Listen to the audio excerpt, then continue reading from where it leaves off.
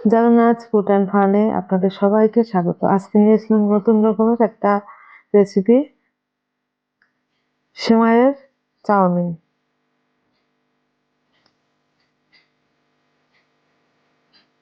এটাকে দেখতে খুব সুন্দর আর খেতেও খুব ভালো। আপনারা অবশ্যই বাড়িতে একবার ট্রাই করবেন,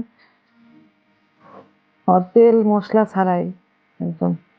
এর জন্য আমি একটা কড়াইতে প্যান নিয়ে নিলাম, 1.5 চামচ মতো তেল দিয়ে দিলাম।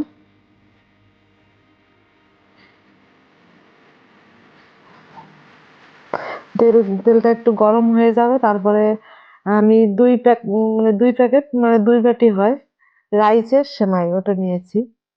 প্রভুজি, আপনার যে কোনো কোম্পানি নিতে পারেন।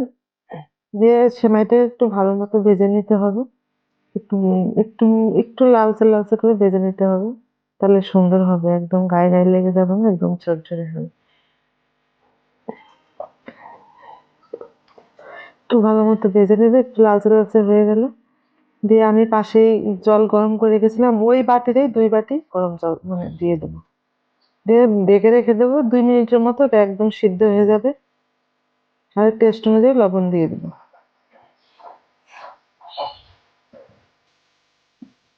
দেখুন, এই যে সিদ্ধ হয়ে গেছে একদম, দেখুন একদম ঝরঝরে। ঠান্ডা হলে একদম দোকানে চাল যেরকম ঝরঝরে থাকে না, ওরকম ঝরঝরে হবে।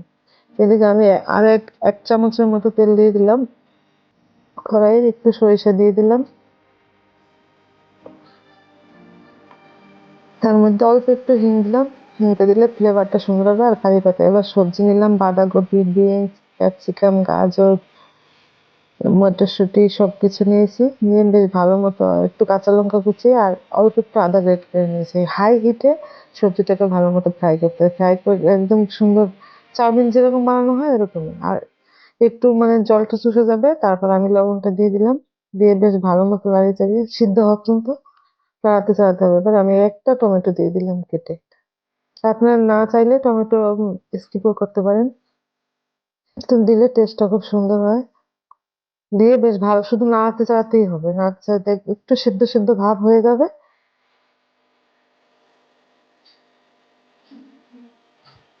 হাই হিটে আর কি ভাজতে হবে। এবার আমি অল্প একটু জিরের গুঁড়ো দিয়ে দিলাম আর অল্প একটু সয়া সস দিয়ে দিলাম, দিলে টেস্টটা খুব সুন্দর হয়। দিয়ে এটাকে বেশ ভালো মতো নাড়াতে চাড়াতে হবে। আর আপনার খেয়াল করবেন সবজিগুলো সিদ্ধ হয়েছে কিনা।